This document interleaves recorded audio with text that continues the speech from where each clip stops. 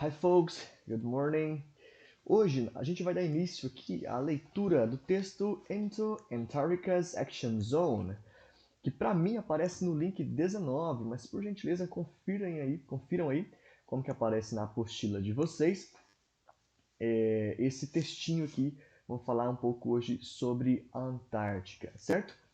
Então, antes da gente começar, eu separei aqui um breve resumo sobre o que é a Antártica, uma breve pesquisa.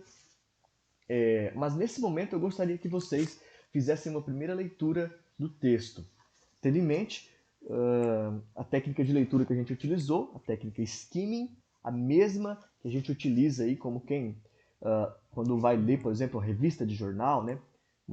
Um jornal, perdão, e a gente está atrás aí da informação mais importante, atrás da informação que nos interessa. Então a gente passa o olho rapidamente pelo texto. Gostaria que vocês fizessem esse tipo de leitura e identificassem inicialmente what kind of text is that? Que tipo de texto é esse? Is it an advertisement?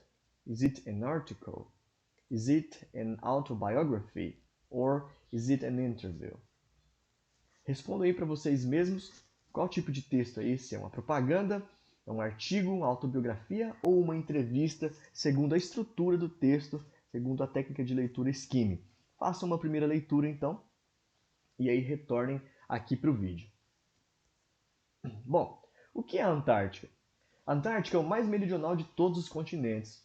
Com uma área de 14,4 milhões de quilômetros quadrados, é o quinto maior continente do mundo. Nele se localiza o Polo Sul, o ponto mais meridional da Terra.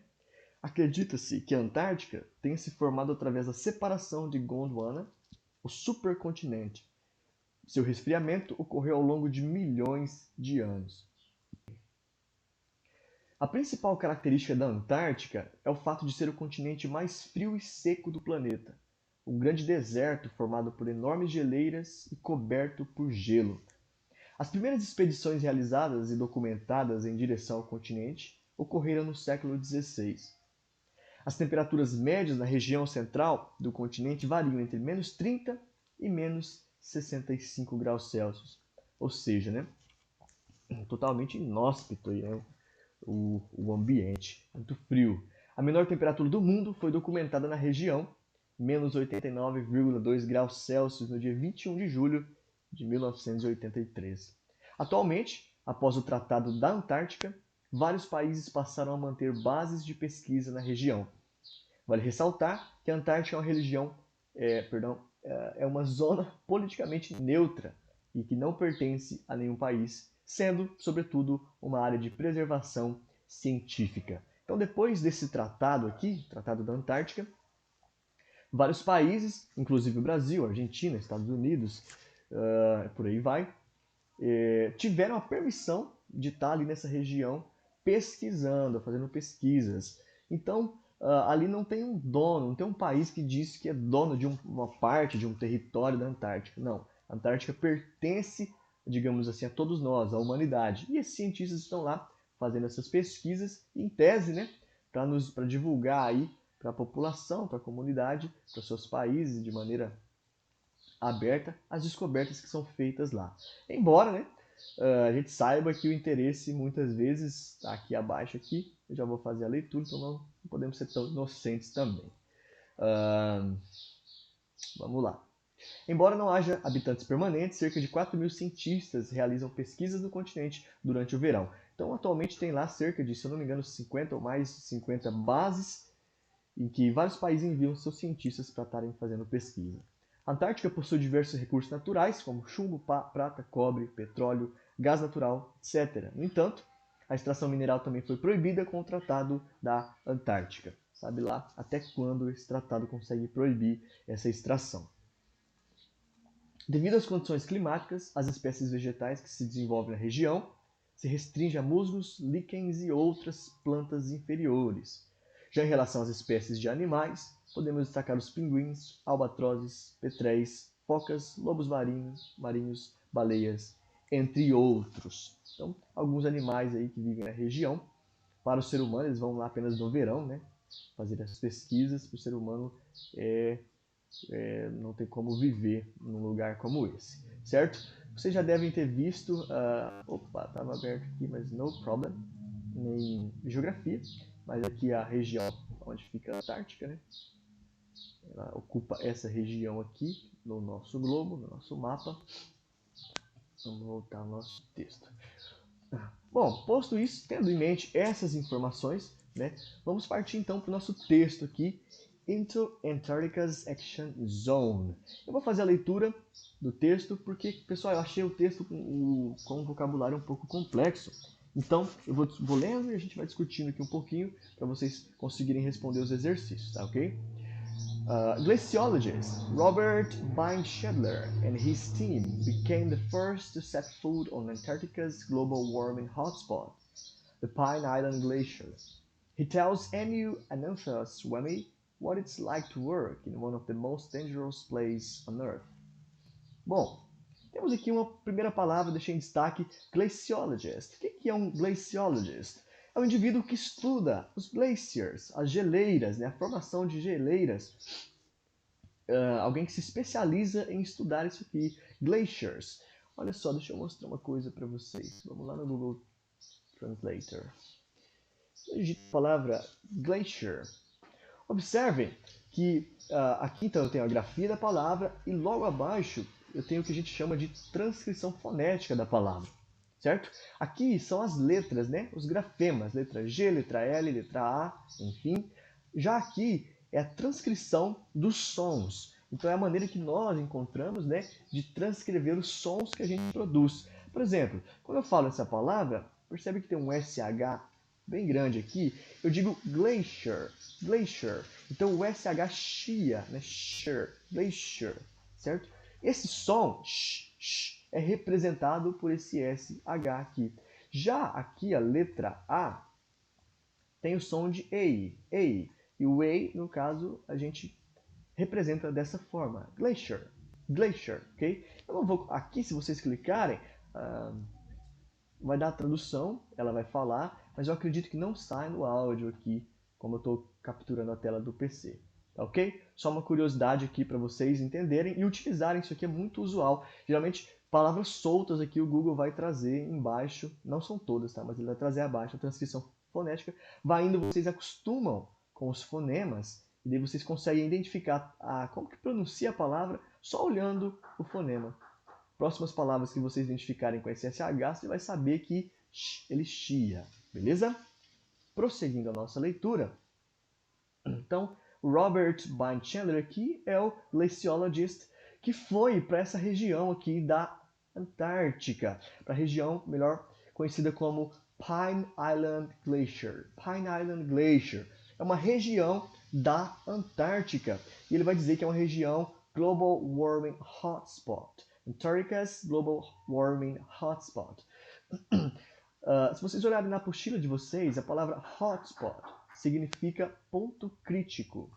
Ponto crítico. Então, essa região, Pine Island Glacier, é uma região da Antártica de ponto crítico de aquecimento global. Certo? Então, é uma região que tem sofrido bastante com o aquecimento global. Então, o mar, né, a temperatura do mar sobe e essa região aqui acaba sofrendo. A temperatura sobe por conta do aquecimento global e essa região acaba sofrendo, como vocês vão observar no vídeo aqui que eu vou mostrar para vocês. Só terminar a leitura aqui e eu já passo o vídeo. Certo? Então, o texto vai tratar, então, quem já respondeu aí, né, de uma entrevista em que o Robert Bineschedler cede a Anu Ananthaswamy. Ela pergunta lá para ele, né, que ela quer saber como que é para ele, como que é, what is like to work, trabalhar em uma das regiões mais perigosas do planeta Terra, né, em um dos lugares mais perigosos na Terra. Bom, galera, nesse momento, então, vocês pausem o vídeo. Eu vou enviar no WhatsApp aqui o link desse vídeo, porque eu ia capturar pela minha tela mesmo, mas eu observei que ele não grava o áudio do vídeo, tá? Então eu vou enviar pelo WhatsApp, vocês pausem o vídeo, assistam o vídeo aqui no YouTube, abram outra aba, né, ou abram outro vídeo, que seja, e depois retornem ao vídeo aqui para a gente dar andamento à nossa aula. Bom, continuando, aqui uma definição do que são as glaciers, então as geleiras. Glaciers formed millions of years ago. They were made by falling snow which turned to ice and built up. Glaciers are just made up of ice, liquid water and air. Então, o que são as geleiras, né? São formadas aí há milhões de anos atrás e elas são feitas de fallen snow, de neve caiu, neve caída, óbvio que a neve cai, que se transformam aí em gelo, em ice, e depois, né, vão passar por um processo aí misturado com a água, né, liquid water and air, água em líquido, não, no estado sólido, e ar, né, então vão formar aí as famosas geleiras, glaciers, ok? Prosseguindo, deixa eu ver aqui lugarzinho. You have just come back from the Pine Island Glacier ice shelf in West Antarctica. How are you doing there? Então aqui já é a entrevistadora perguntando ao entrevistado, né? Ele acabou de retornar aí dessa região e aí ela pergunta, what were you doing there? O que você, ou você, essa sua equipe, o que você estavam fazendo lá, né? Ele responde, this was a reconnaissance trip. This was a reconnaissance trip. Deixa eu ver aqui se a palavra reconnaissance. O Google Tradutor vai nos dar ali a transcrição fonética da palavra. Just a little moment. Vamos lá. Reconnaissance. Aqui, ó, é a partir daqui que nós temos a transcrição fonética dessa palavra. Percebe? Re, não é re, não é re. Re, tem um Rzinho e um I, a tentativa de representar o som. Re, reconnaissance. Reconnaissance. Quando a gente estuda, primeiramente, quando vai estudar a língua inglesa, a gente estuda os fonemas da língua, a gente tem uma grande facilidade de entender aí melhor a pronúncia das palavras, tá? Isso nos dá um adianto aqui e muito no estudo da língua. So, this was a reconnaissance trip. Reconnaissance trip significa viagem de reconhecimento. I'm interested in how the warming ocean is affecting the margins of the Antarctic ice sheet. Ice sheet, na apostila de vocês, traz a tradução aí como manto de gelo, né? Então estou interessado em saber como o aquecimento do oceano, warming ocean, está afetando aí as margens da Antártica, né? Do manto de gelo da Antártica. The Pine Island Glacier, vocês observaram também que a palavra island não se pronuncia, não tem o som do S. Não é Iceland, é island, ok? The Pine Island Glacier is the hotspot in the Antarctic where the ice flow into the Amundsen Sea is accelerating and the ice is thinning fastest. The ice is thinning fastest significa que o gelo está afinando, diminuindo mais rápido. Então essa região aqui é o ponto mais crítico, né? E ele está observando que a Amundsen Sea, como vocês observaram no vídeo, é o mar que cobre ali essa parte, né? Pine Island Glacier. É o mar que cobre essa parte, essa região aí da Antártica. Bom, prosseguindo com a nossa tradução aqui. You have been planning this project for years. What was it like to see the ice shelf for the first time? Então, você planejou, né, esse projeto aí por bastante tempo, por muitos anos, por anos. Como foi, né, ver the ice shelf, aí a plataforma de gelo, né, o gelo em si, pela primeira vez? I had seen satellite images of the region on my computer screen, countless times and for every possible angle.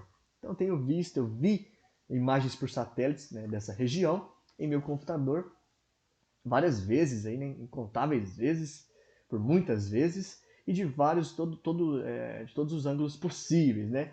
When I finally saw it, quando finalmente vi isso por mim mesmo, né, vi isso por real, né, for real, de fato, out of the window of the aircraft, it was very dramatic. Então, fora da janela aí da aeronave, isso foi muito dramático. They did 2 sky drags, and the third time they landed.